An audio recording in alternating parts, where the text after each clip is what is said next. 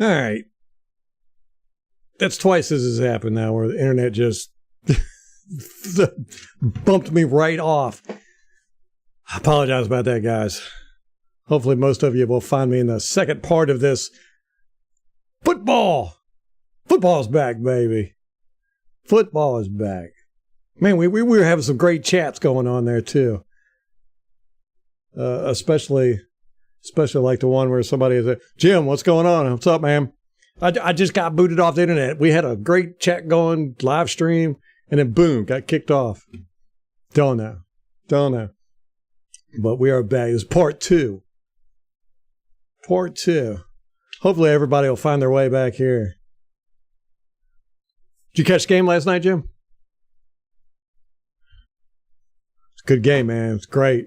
I'm going to start off like I did last time. It's so good to watch some real football.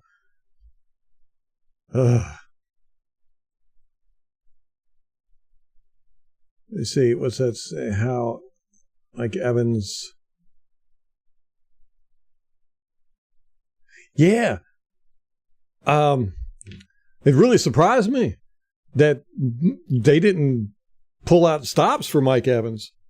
I mean, are they basically saying maybe they'll do something during the season? I don't know. He gave the deadline, but I think that was just kind of or most likely was just them trying to force the situation. They'll figure something out, man. They'll figure something out. They got to. They can't let Mike Evans go. They're not just going to let him walk. Yeah, there's no way. I can't see it. I mean, I know we're in cap hell for this year and next year, but they could figure something out.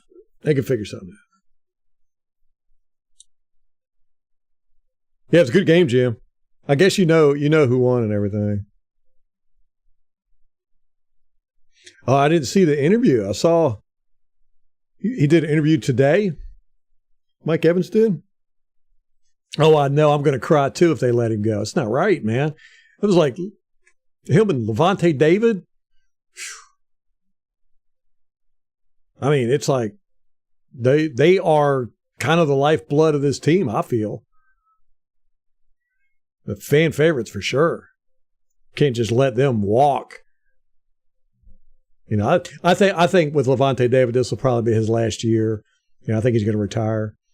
I was actually kind of surprised he came back, but Mike Evans, he will be. Hey, Al. Yeah. I don't. This is the second time that's happened where my internet just goes down, and then YouTube just kicks me off. It was weird. I've had this issue with my computer where it'll go down for about 45 seconds. It'll just disconnect. And it's not the internet provider. It's not the router. It's my computer. And I've been working on it for a long time. It's aggravating. Let me see. Oh, yesterday after practice. Yeah, Jim. Yeah, I saw that. Yeah, he did. He was kind of like, hey, whatever the owners want to do, I'm gonna deal with it.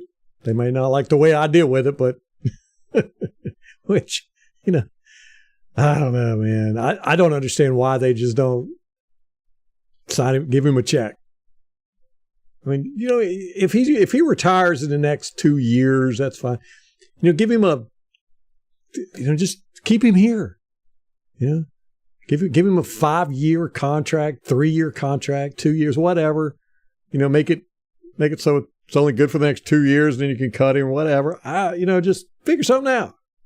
I don't understand what the issue is. I really don't. I'd love to know what the negotiation stump is. I hope they're not thinking about purging the whole team. That would suck.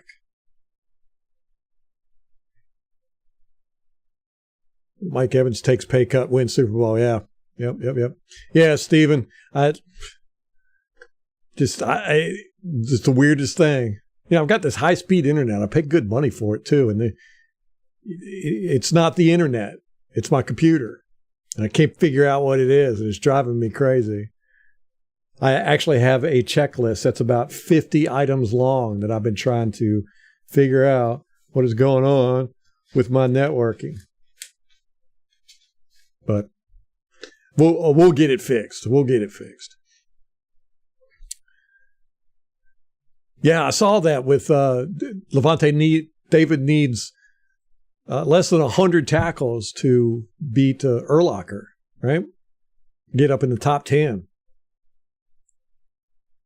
Bucks always franchise tag. There we go. Yeah, we were talking about that this week when the Mike Evans stuff came up, and I think if we franchise tagged him, it was going to be like in the 30 millions. I was like, whoa, no, it's silly. You know, and I don't think Mike Evans is asking to be the highest paid receiver in the NFL. He just wants to know that he's going to be a Buccaneer for the rest of his career. That's the impression I got. I mean, I'm sure he's asking for more money, but I haven't heard anything about him wanting to be the highest paid or even the top 3 or whatever. Yeah. Who's playing right guard if Mock isn't ready?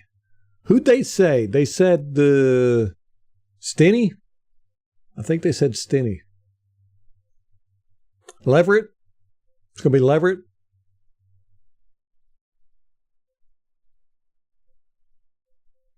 At least Leverett's not playing center. He was horrible at center. Bowles is a defensive guy. We're retaining White and Winfield Jr. Hey, Brian, what's up? I don't know with Devin White.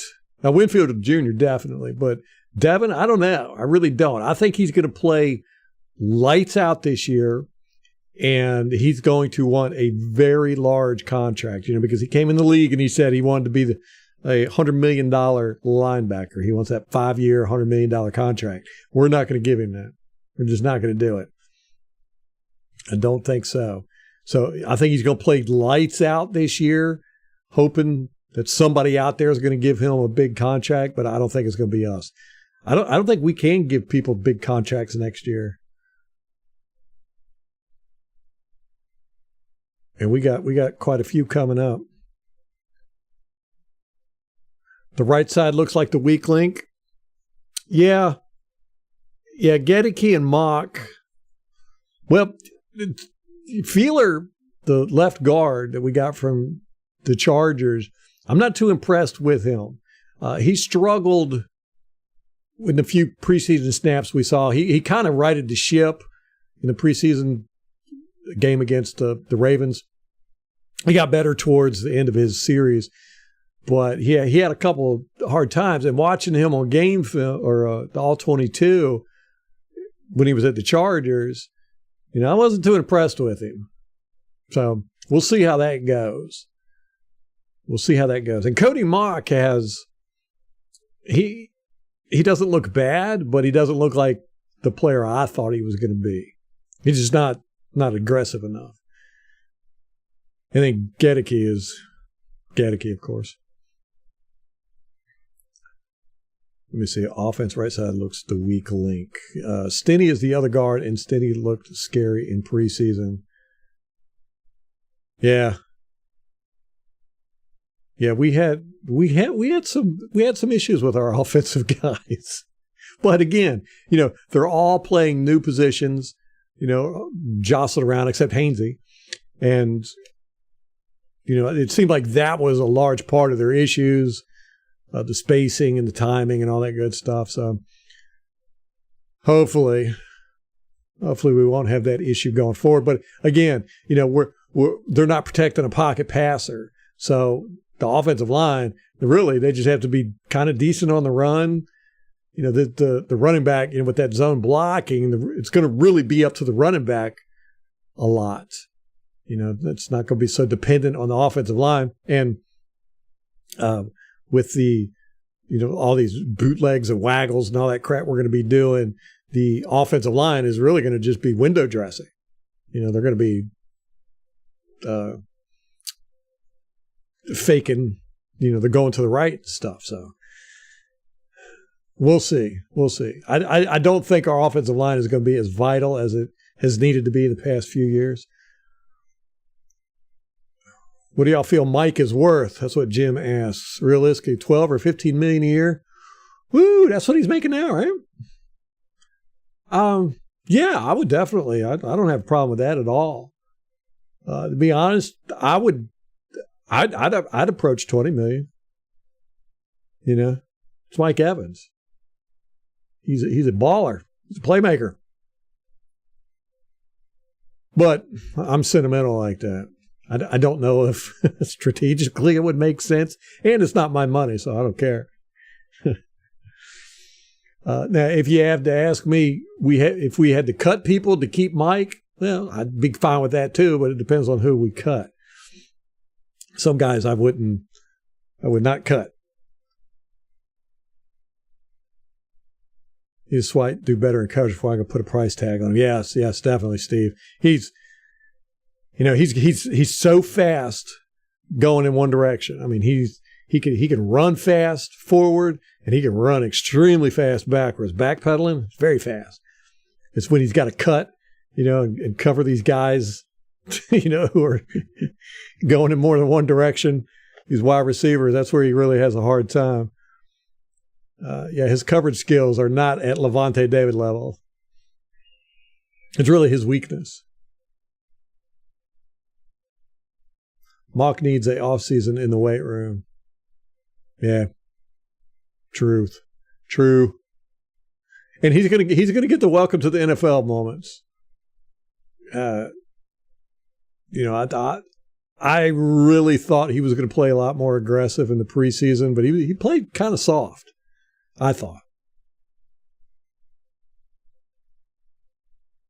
Al Bundy. So it was Greg Allman who said that Mike is looking for Cooper Kupp money, which is $80 million per 3 years, $75 million guaranteed. Whoa. Wow. That. Yeah, I don't know if I can handle that. That's over $25 million a year. I mean, I don't know. I mean, it's not my money, but that's quarterback money. Joe says, let's get Mike's deal done. I want Mike and Devin to stay, but it's a business at the end of the day. Yeah. And, this team has broken my heart so many times. When we lost Warren Sapp, that was tough. But that wasn't as tough as losing John Lynch. That one really hurt me. Losing Warwick Dunn was tough. When we lost Derek Brooks, we just let him go, and he just quietly retired. And was it Vincent Jackson? Same way. We just didn't re-sign him, and nobody else picked him up, and he just quietly disappeared.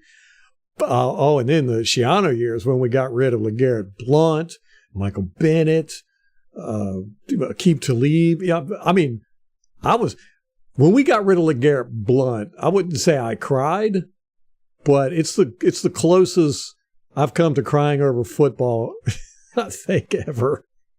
That was a hard pill to swallow.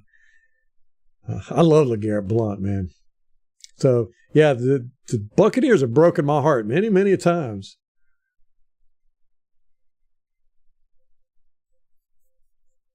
At Devin, I'm not as attached to. But Mike Evans, if we let him go, I'm going to have a hard time with that. Mock does need physical therapy and weight room. Yes. Yeah, he's got to put on some weight. I can't afford that spending someone else's. How about $16 million a year loaded with incentives? Yeah, I wish more contracts were incentive laden. I'd really like to see that start to make a comeback. Instead of having all these big contracts that are guaranteed, to have these incentive laden contracts. I think it's just better for everybody. That the CBA is going to be coming up again. Is it next year, the year after?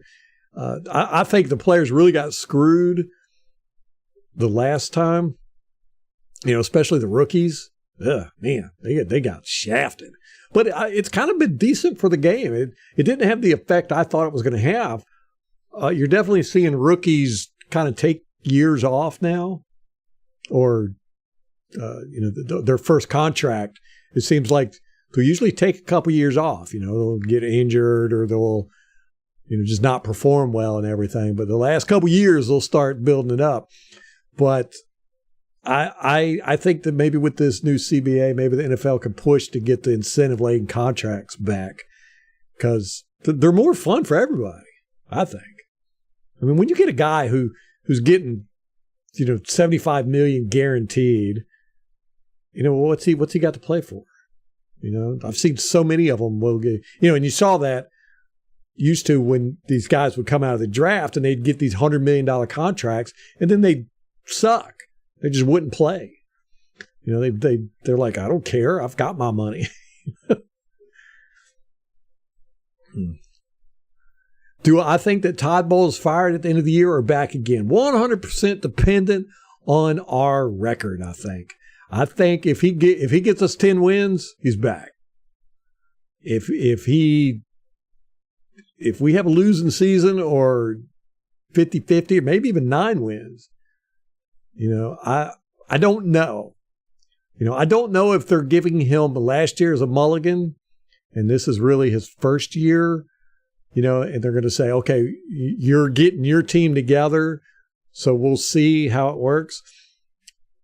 So maybe they'll keep him for another year. But after what happened last year, I think he needs to be on a very short leash. And if he doesn't pull it together this year, if we end up with the same record or maybe 1 win over, I don't know. That's just not enough for me. I wouldn't be mad if they axed him. But we'll see at the end of the year. We'll see how things go. I really want to see this team play with more oomph than they did last year. Everybody was just so down and depressed last year. It was so weird.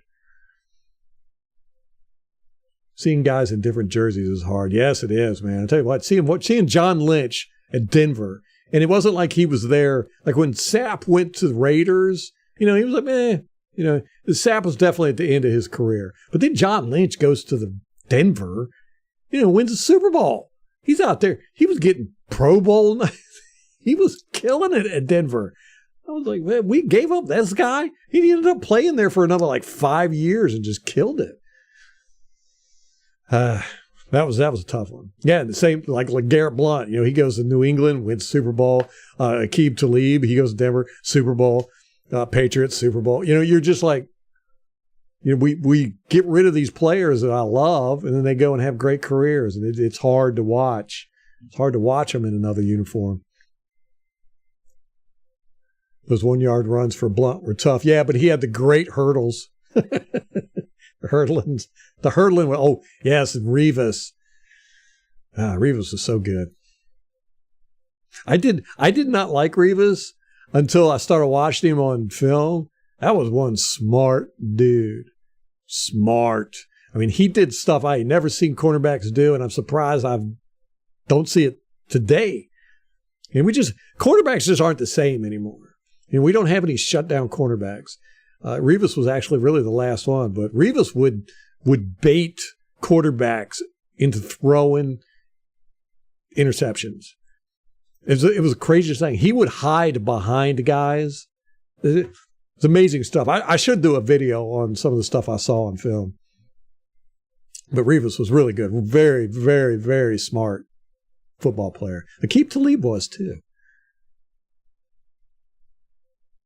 Yes, running backs that have incentive contracts. Oh, Doug Martin. Yeah, there's another one. Yeah, it was hard watching him go to Raiders. Bucks 20. What's up, Roger? Bucks 24-16 over Vikings. Defense will shut down. Did we get your? We did not get your. We got everybody's predictions here.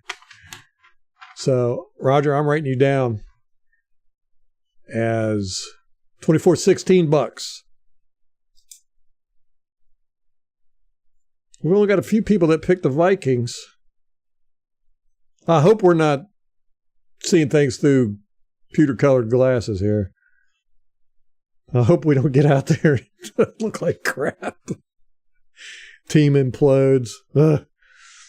Yeah, so Ilm H and Mr. Bundy The only ones that picked the Vikings so far, but both of them said it was going to be close, one-score games.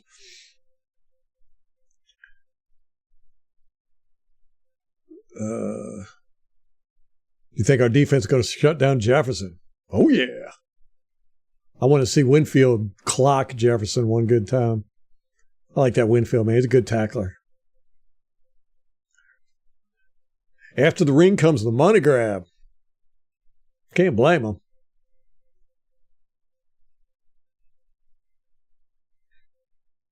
Yeah, as long as we don't go back to being a farm team.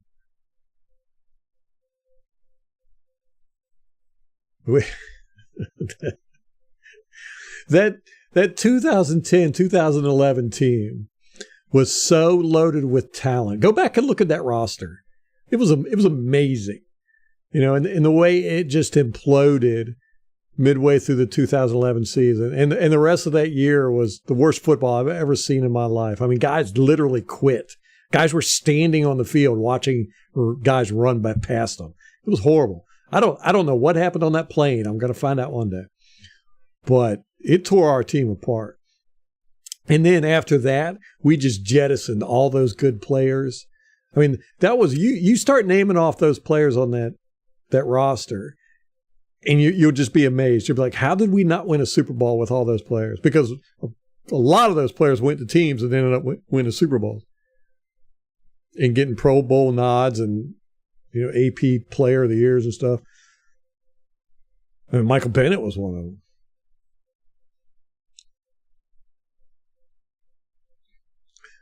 Clack says, to me, it should come down to how you do in the division. We don't have an easy schedule for balls going or staying at the end of the year. All right.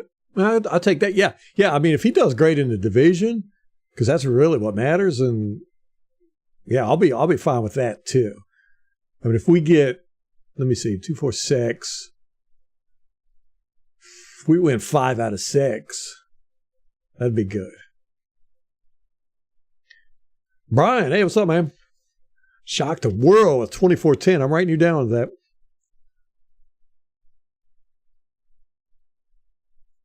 Okay. 24-20. Bucks. We need to do a pick'em league. Yeah, I'm excited about it. I really think from what I've seen, what I saw in the preseason, and just studying the offense that we're going to run, and having watched this defense for years now, I think we're going to be competitive. Especially I'm excited about Rachaad White. I really am. It's been a long time since I've seen a guy play like that. Where they were ready to eat through concrete, and if he can do that, that'll free up everything. It'll give our defense, our defense won't be out there, 3/4 of the time on the clock. Our offense won't have to be passing the ball, 60 times a game. Ugh, it's so horrible. And, you wear a defense down running like that. The way Rachaad was running, I mean, it was taking 4 or 5 guys to take him down.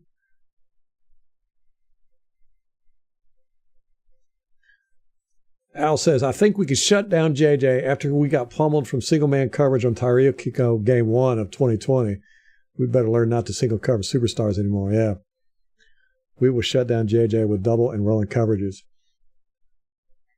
Yeah, that was a horrible game, man. That Tyreek Hill game. What did he end up with? 200 some yards in the first quarter? That was a tough one, man. That was rough. And don't ever want to see that again. Jefferson can hit them deep balls, man.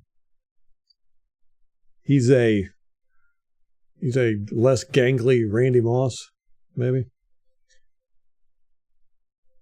24-27. Refs helped the Vikings win. Steve.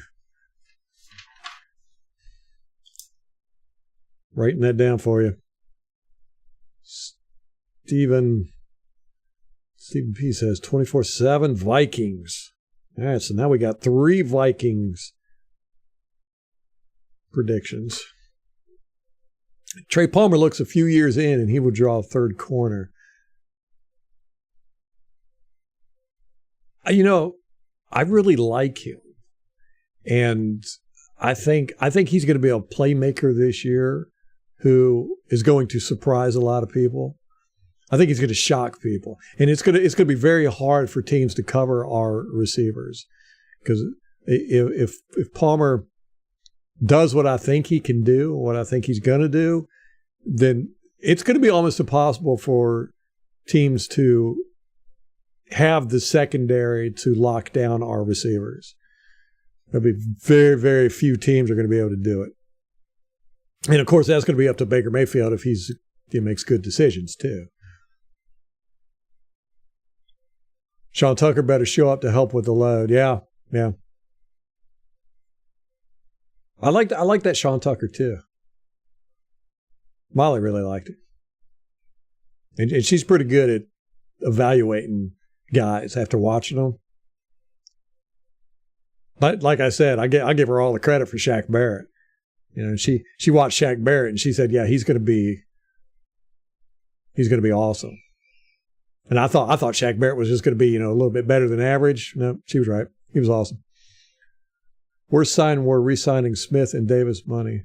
I don't believe Davis is top 10 defensive back. Yeah, I agree with you. I've always been confused by that one. But, on the paper, on the stats, he looks good. And that's what 9 out of 10 people look at the stats. I can't stand stats, to be honest with you. There's so many things wrong with stats. But, yeah.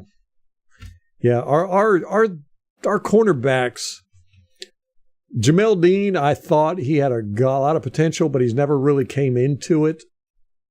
He's kind of hit or miss out there. I haven't seen anybody, and that's Todd Bowles' specialty, the secondary. It seems like since he's been here, we just really haven't had the guys that were. I get the feeling that Todd Bowles is one of those guys who he wants it to be about his scheme more so than the player's abilities, if that makes sense. Me and Molly, we call them clipboard carriers. They're more interested in the X's and O's than they are the mano a manos, and that's where I am. I'm a Jimmy and a Joe's guy. So, I see with Todd Bowles, he likes it to be about his scheme more than it is about the player, So it's weird that we haven't got a cornerback that's been really, really good. And it's funny. I've never seen Todd Bowles go out and congratulate guys, and I've never really seen him yell at guys either. But I have seen him chew out Jamel Dean quite a few times. And I think it's because Jamel Dean just plays on that sideline a lot near Todd Bowles, or there's something about Jamel Dean that lends Todd Bowles to kind of chew him out a lot. But he's the only player I've ever seen him do it to. It's weird.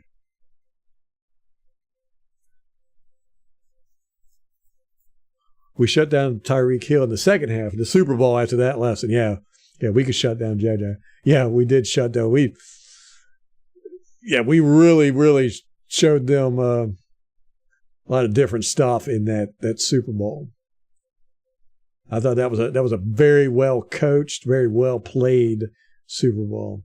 And also another thing about that Super Bowl, everybody talks about their offensive line, and I hate that because, everybody talks about the Buccaneers' first Super Bowl. They don't give the Buccaneers credit. What they do is they say, oh, well, John Gruden knew all the plays that Oakland was going to do because he used to be the head coach and they kept the same plays and all that good stuff.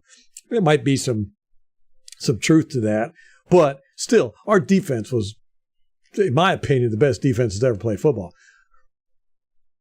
the same thing happened with the Kansas City Chiefs Super Bowl win. Everybody was like, "Oh, it's because their offensive line was injured and they had their second stringers out there, and that's the reason." No, our defense. It didn't matter who they had out there. Our defense was going to do that to them, and we just didn't get the credit. That bothers me.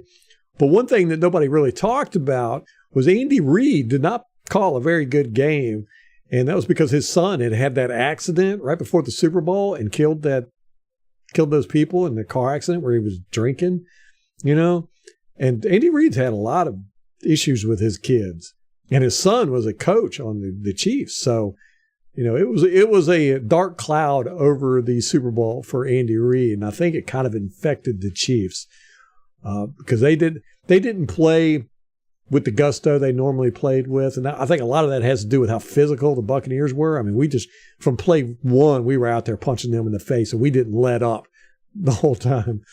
But there were factors in that went against the Chiefs, but to say that the offensive line is the reason why the Buccaneers won that Super Bowl, nah.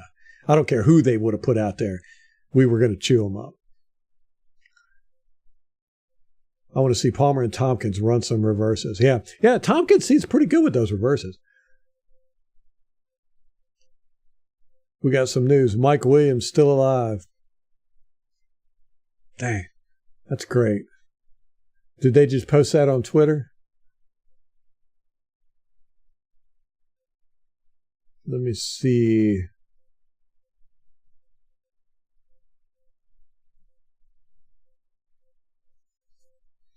Mike Williams. Wouldn't that be something if he pulls through?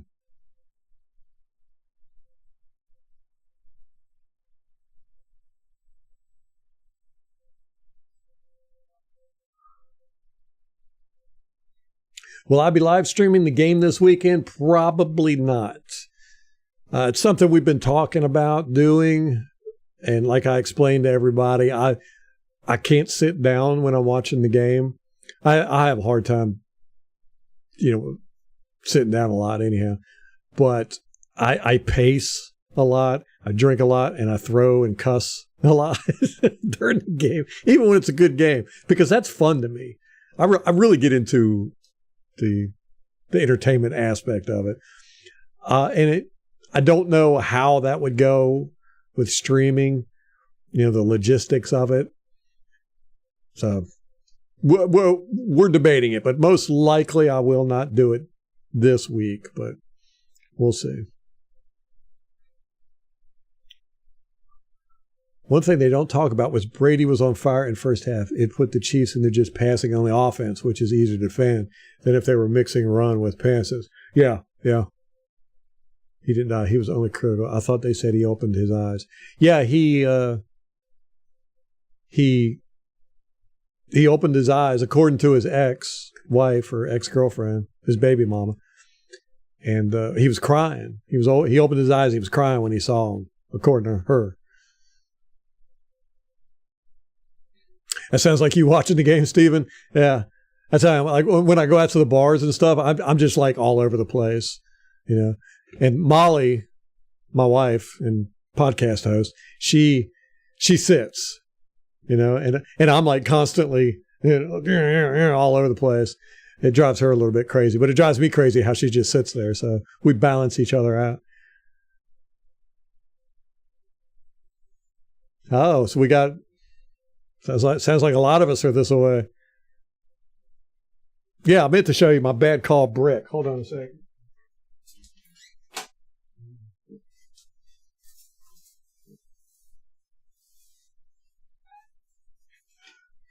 I had it up over here on the shelf, but then took it down the other day and put it in this bag, and then put the bag in the closet, not realizing that it was in there. I got to get it out. This is I've had this for about 30 years. It's been used quite a bit. Let me put it that way. A lot of TVs have been hit with that brick. It's styrofoam. It's not real. So I like to get little aggressive. He's off life support. No way. That is unbelievably good news. Where'd you see that at, Al? Man, that is fantastic. That is so he's responsive. I mean, they were talking about taking him off life support, and the impression I got was that they were just assuming that he was going to pass away after they took him off life support. Now, from what I understand, he's paralyzed.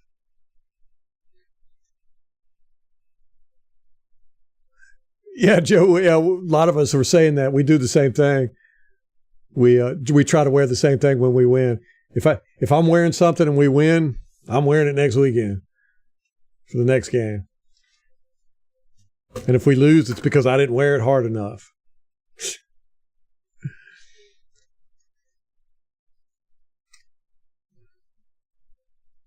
I'm a longtime fan of Baker. He's a winner. He really likes to win. Tampa might be in for a surprise. Yeah, I've been pleasantly surprised. You know, I watched game film of him once we got him. I watched him at Carolina, and that was just a horrible situation. But Jameis Winston had this, you know, he would feel phantom pressure, and he'd run out of the pocket a whole lot. He wasn't a very accurate passer, and he made bad decisions generally when he felt like he was under pressure. And I saw that same thing with Baker Mayfield. So going into the preseason, I kind of expected to see that kind of that frantic play style, but he was very calm, cool. He had a great command of the offense, and he was very good at those rollouts and bootlegs and stuff, which is going to be a staple of our offense. And I was really impressed, you know, and he didn't make a lot of mistakes either, you know, which to me is more important. And it's kind of a boring aspect of football is just don't make mistakes.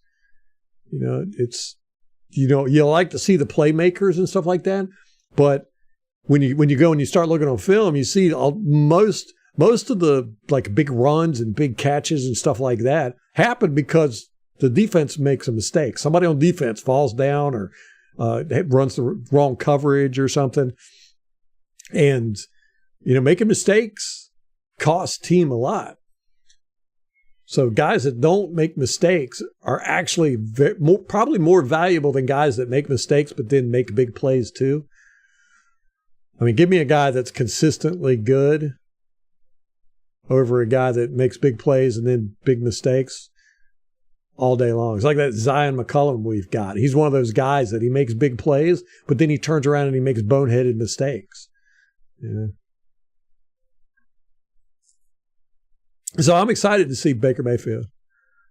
I'm excited to see how he can do. I just hope he doesn't get frazzled. I don't think he played well when he got frazzled. Like I said, I watched him with Carolina. I watched him with the Rams. And then I watched him with the Browns on the All-22. Now, with the Browns, the first year, he was definitely seemed much more confident and strong, I guess is the word. Then it seemed like he got hurt later, and then you could tell he was very squeamish. He was tried to avoid contact. You know, I think it was his shoulder.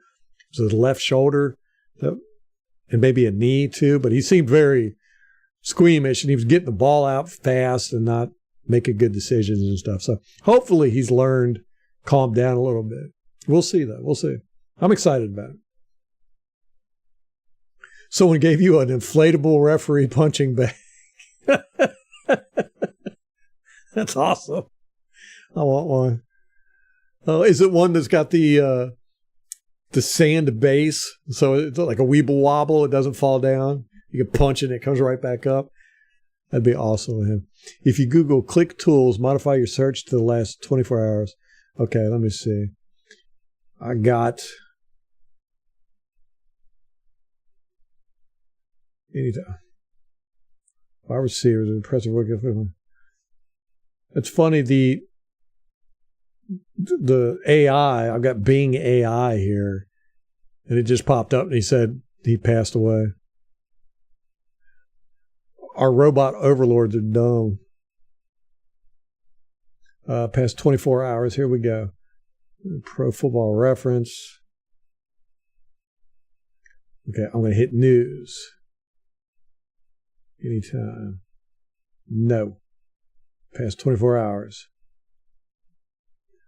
Okay, fighting for his life. That was 10 hours ago. We need prayer warriors. Former NFL receiver Mike Williams surviving Friday after being taken off life support.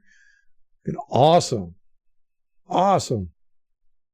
Yeah, man. Put the prayers out. Prayer warriors. Assemble. Let me see.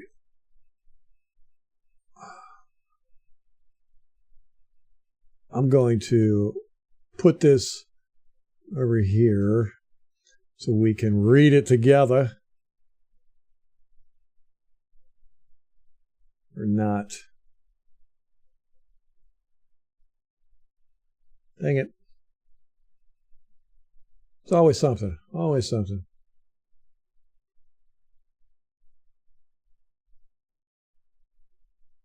Oop, that's not what I wanted.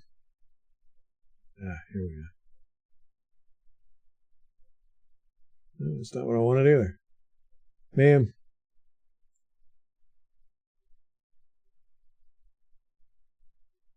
Okay, anyhow. Can't get that done. I don't want to do anything that's going to end up knocking us offline again. It says those close to former NFL wide receiver Mike Williams are asking for continued prayers Friday as the Buffalo native fights for his life in a Tampa hospital. Williams, 36, had been on life support this week after suffering complications from a workplace accident. He was taken off a ventilator Thursday evening, but is surviving and remains responsive, according to Tierney Lyle, the mother of Williams' 8-year-old daughter. Okay, she's been the one who we're getting all the correct information from, apparently. She says, we need prayer warriors to continue praying and spread the word. Reports that Williams had died circulated in local and national outlets earlier this week, but sources maintain that those reports were premature. Lyle described Williams as a caring person who is always willing to lend a hand. She added that when a friend played one of Williams's highlight videos in the hospital room, that Williams smiled. Two people close to Williams said his on-the-job accident was not initially thought to be life-threatening. He was hit in the head with a beam while doing electrical work on August 21st, a friend said. But his situation took a turn when his laceration became infected. Now, see, that's totally different than what I heard. I heard he got hit. A couple days later, he passed out because of the compressed spine. Anyhow, Williams was hospitalized on September 1st and eventually had to be induced into a coma. Okay. He's got 2 children, 8-year-old daughter and 10-year-old son, Mike Jr. Yeah, guys. Let's make sure we pray.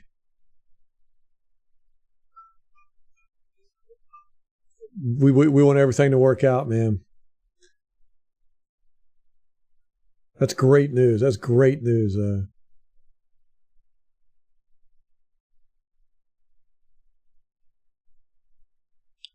All right.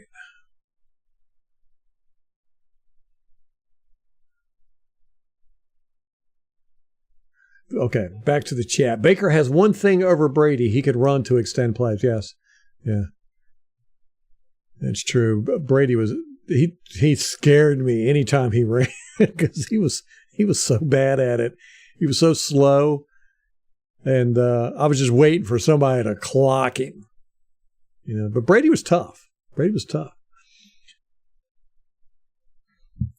Hopefully Baker will not go head first or try to play hero all the time with his running.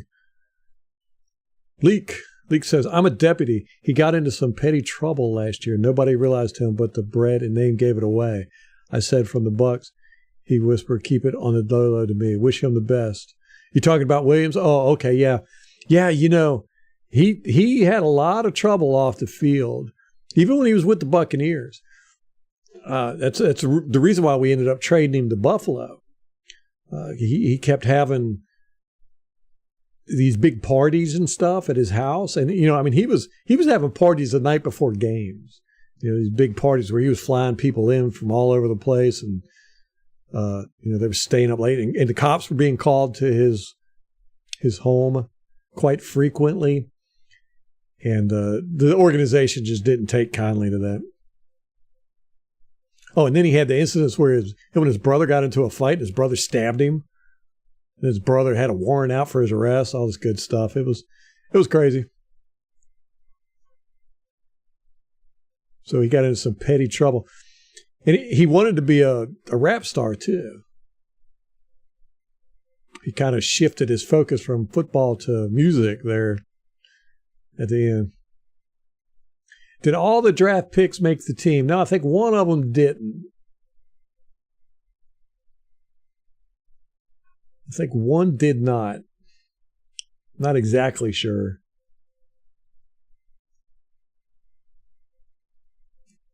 Let me look that up real quick.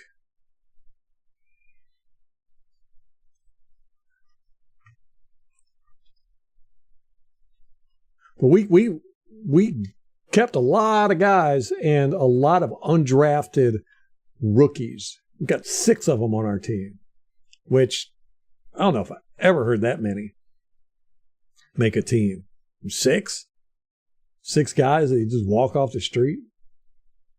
I mean, every year you hear 1 or 2. 6? Damn. Let me see. Cody Mock.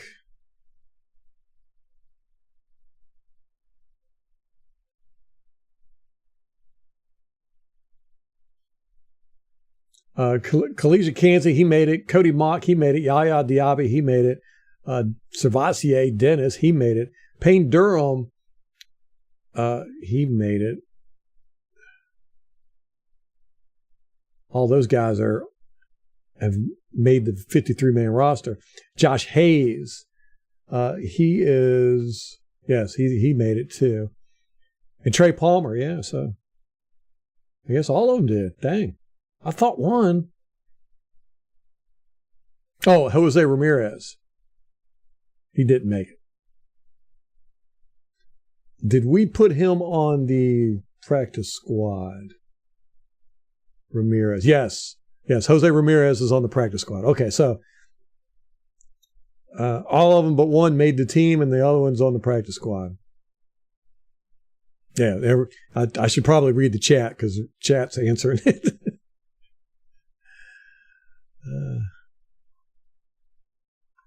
So gosh, we got that's a lot of a lot of our draft picks made the team, and they're going to be used quite a bit. I mean, Kansi's going to be used quite a bit. Mock, of course, is going to be a starter. Yaya is going to be used a lot. Dennis Servassier, probably not used that much. He'll be used special teams. Payne Durham, he's going to see some time. We're going to be doing a lot with our tight ends, I think. I thought David Wells went to the practice squad, but I'm seeing him on the depth chart here. Oh, well. Josh Hayes, don't know how much we'll see him. I mean, of course, they'll definitely play, but we rotate our secondary like crazy. Trey Palmer, he's definitely going to play. So, yeah, all these guys are going to contribute this year, man, except for Jose Ramirez. And he might get brought up depending on who gets injured. Huh. Ain't that something?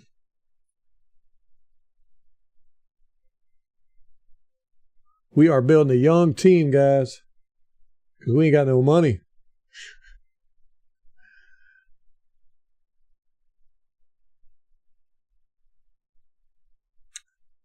Maybe that's another way you pay the man for that Super Bowl. Al Bundy says, Brady was pretty good at extending plays. He was sacked 9 more times than Big Ben and 35 more than Aaron Rodgers. But Brady played 23 seasons. Ben 18 seasons. Aaron 17 seasons. They all had great lines. Yeah. Tom Brady was absolutely incredible at making his offensive line look better than it was. He understood where his weak links were in the offensive line, and he would keep an eye on it. And if a guy got beat, he'd get that ball out of his hands. He was absolutely incredible at that. He could see the whole field, it seemed like. He just had a sense. But, of course, when you play that long, you definitely get a sense for everything. But he was very good at making his offensive line look good.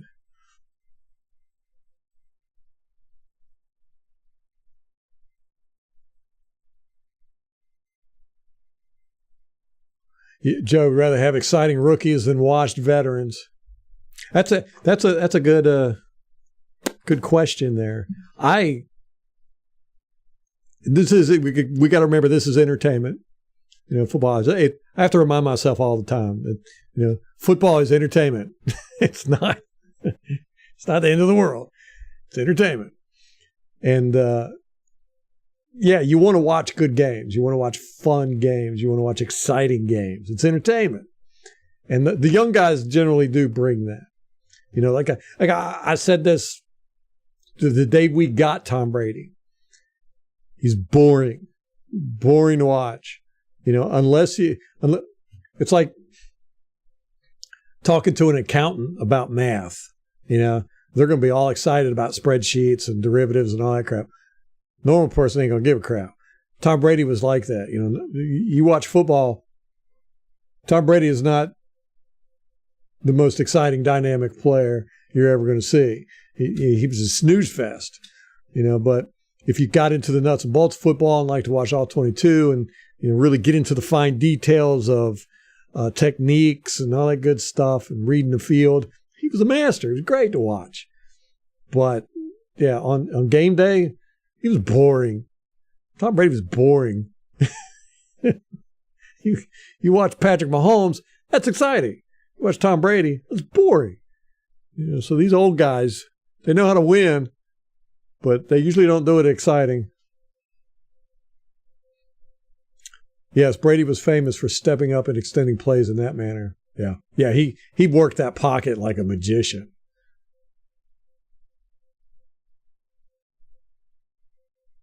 We wasted money on those vets for many years. Yes, we did. I mean, I can't remember. It wasn't really until we got Sue and JPP that our veteran fishing paid off. Gosh, those guys that Lovie Smith picked up, they were absolute. What was that, Johnson at defensive end? He was absolute garbage. And then the left tackle we got to replace our longtime left tackle, can't remember his name. He ended up going to the Raiders. We got the left tackle from Cincinnati, and he sucked. He was horrible. We have had so many free agents just come to Tampa and collect a paycheck. That's why I prefer a homegrown team. You draft the guys, you develop them, and all that good stuff. Because that's the Buccaneers I fell in love with back in the 90s. That's what they were. They were all homegrown. A lot of them went to Florida colleges. And then, we ended up having to get a couple veterans, and Keyshawn Johnson and Brad Johnson, to get us over that hump on the offense. And Jervicius, we had Jervicius. But yeah, I see where you have to do it every now and then, but I prefer the guys you draft. You dance with the girl you brung.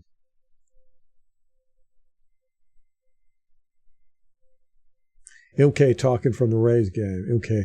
Shout out Buccaneers Observer. Oh, you at the Rays game? That's awesome. How are they going to do this year? You feel like White is the key to the season. Yeah, I've been saying that I think he's going to have an incredibly good year. I think he is going to just play balls to the wall. Jeff.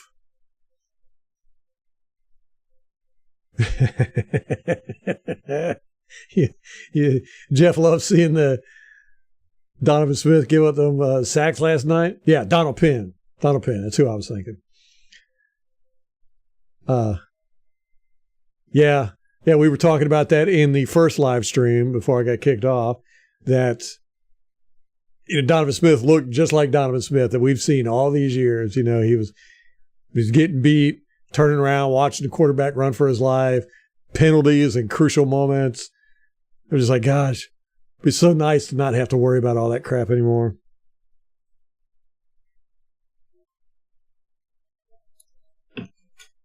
I was actually very shocked when we gave him that big contract that we gave him. I was not a fan of it. He had one good year with us. He got rewarded very handsomely for it. I loved Donald Penn. Donald Penn was a great tackle. He was mean. He was aggressive. He had that technique. I call it the piston technique, where he would keep his hands like this, and as soon as you got close to him, he would just boom. He would reach out and punch guys. Oh man, shit looked like it hurt. He was a bully. He was mean. I love Donald Penn. I was so mad at Lovie Smith. That's another one. We were talking about losing players, the Bucs jettisoning players. Lovie Smith came in when he was hired, and the first thing he did was got rid of our whole offensive line, which was insane. I've never seen a coach do that before. And we struggled. We struggled for years building an offensive line. But yeah, Jeremy Zuda, Larson, Donald Penn. I mean, we had a good offensive line, and he just came in and got rid of them. I swear to God, I think I say this to this day. Lovie Smith sabotaged us. He came in. You saw what he did to Houston last year. Yeah. Lovie Smith is mad at the NFL. He came back to the Buccaneers and he wanted revenge on our organization. He did it. The Gator, the one we let go.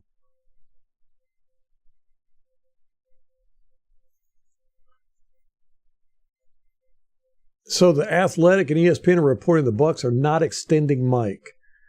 That's just dumb. Does anybody understand that? I mean, but then again, Al, if he was asking for what you were saying, I mean, that's $25 million a year in that ballpark. Yeah, I mean, I could understand where the front office would be like, yeah, no, we're not going to do that.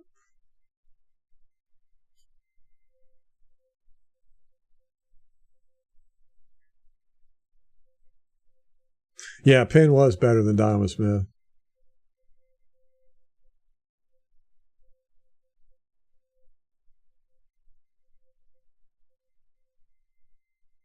Yeah, Donovan Smith has helped the quarterback up many a times. Yep. And he's watched the quarterback get sacked many a times too. It used to aggravate me to no end with him.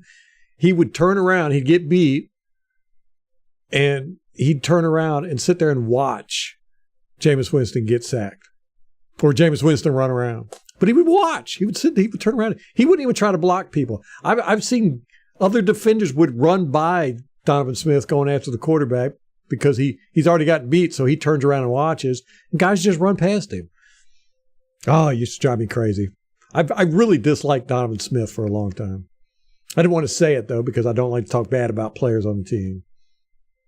I was not upset when we let him go.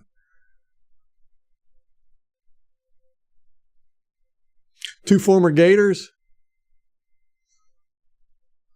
I'd have to look that up.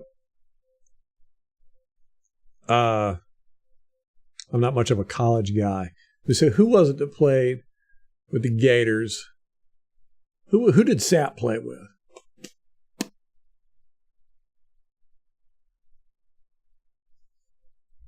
I know. I'd have to look it up.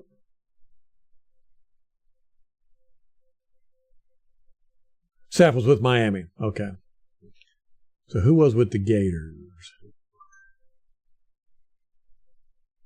Smith and Youngblood. Oh, Youngblood was great.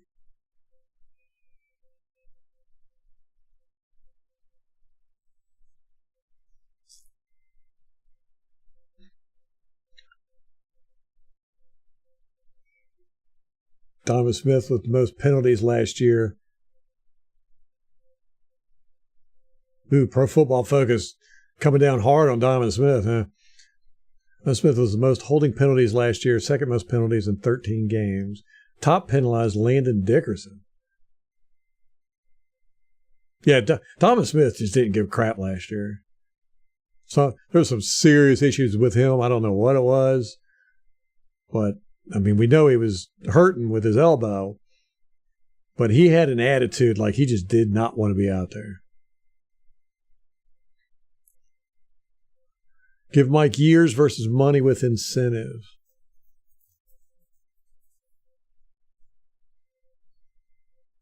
Oh, man. Clack. Do we trade Mike? Oof. That's tough, man. It's tough to even talk about. But I'd rather trade him than just lose him outright. But I think he's going to be beneficial to Mayfield this year. Because Mayfield's definitely doesn't have a problem throwing into coverage, and Mike is very good at catching the ball in coverage. So I think those two are going to play very well together.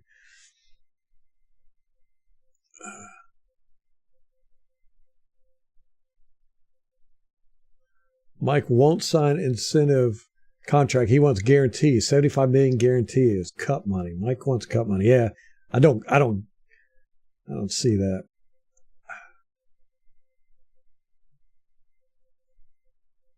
Jack Youngblood.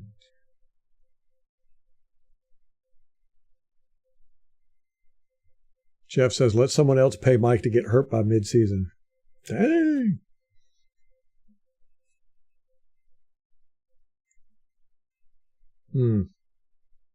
Man. Jeffrey was rolling last night when Donovan Smith had a penalty for Kansas City. I know, me too. I was like, oh, chat's going to love this tomorrow. In Worse We Trust. Yes. Trading Mike depends on how the team's doing by week 8 trade deadline. That's a good point, MH.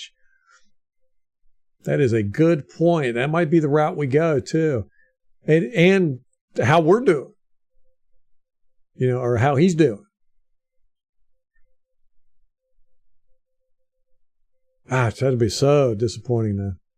If we don't re-sign Mike, I hope we can get Marvin Harrison Jr. in the draft. What? Marvin Harrison Jr.? Is that Marvin Harrison's son? The Marvin Harrison? My goodness. That can't be true. That's like seeing Pittman's son and Dorsett's, seeing all these people's kids in the NFL is so weird. It's like seeing Kurt Warner's son. You're like, how did that happen? Didn't Kurt Warner just retire like last week or something? Weird. All right, I'm going to have to get off of here. Guys, we got a game coming. Got a game Sunday. So guess what? I thought if Mike hits free agent, we get a third-round compensatory pick, but Mike is 10-year vet, so we only get a fifth-rounder? Good. That wouldn't even be worth it.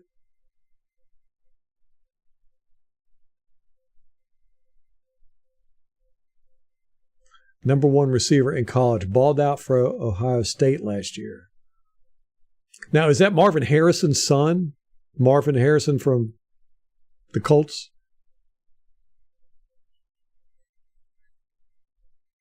Is that who we're talking about? Marvin Harrison Jr.? Winfield, yeah, there's another one. Yeah.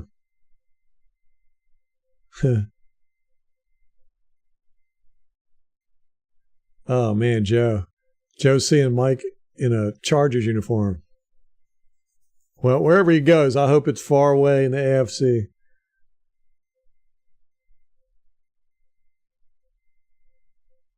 Wow. So he's supposed to be good, huh? Marvin Harrison Jr. If he's anything like his dad, you know he is. Dang. Yes, Jim, we got this game. Tampa Bay. Tampa Bay. What do y'all do for the game? Real quick, let's get some thoughts on live streaming and stuff. Cheers, y'all stay safe.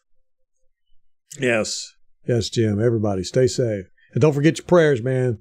Put in some good word to the big man, there, Mike Williams. YouTube TV is how I watch.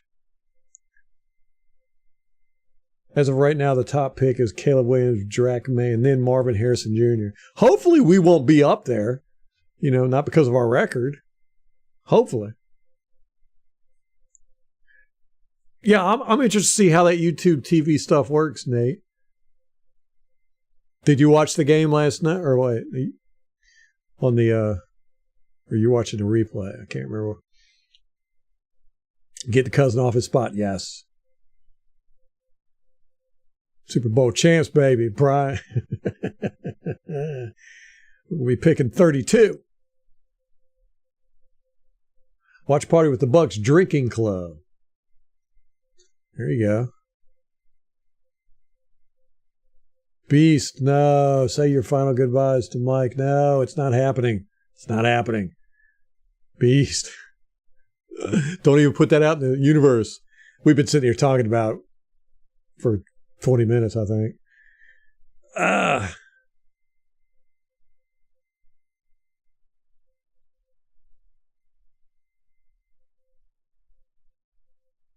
Yeah. Yeah, let's I might do a live stream after the game. It depends. I'm probably going to be a little tipsy. And I don't know if I should do a live stream when I'm tipsy. Because YouTube a little strict. I might get banned. Some of the stuff I might say or do.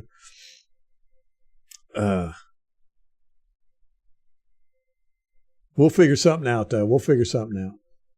All right, guys, let me get off of here. We've got a game, 1 p.m. against the Minnesota Vikings, one of our old nemesis from the NFC North. So let's go whoop their butts for old time's sake. How about that? We can do it. We can do it. It's going to be exciting, man. We got a whole new team, basically, offensively. Got a lot of new guys on defense. So it's exciting, man. It's like getting a new present for Christmas. We're going to see how it works. Hopefully we won't have to return it mid-season. Whew. Oh, Pewter Report's doing one after the game. I might have competition. And I hope the injury bug doesn't get us. Yeah, me too. Beast. Hey, Beast, did you hear that Mike Williams was taken off life support and he's doing well?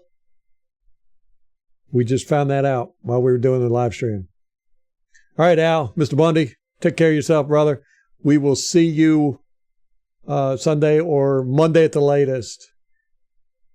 And guys, let's fire the cannons like Joe says. And no, I did not see the crew video. I have to check that out, Image. All right, I'm off of here. Guys, till next time, go Bucks.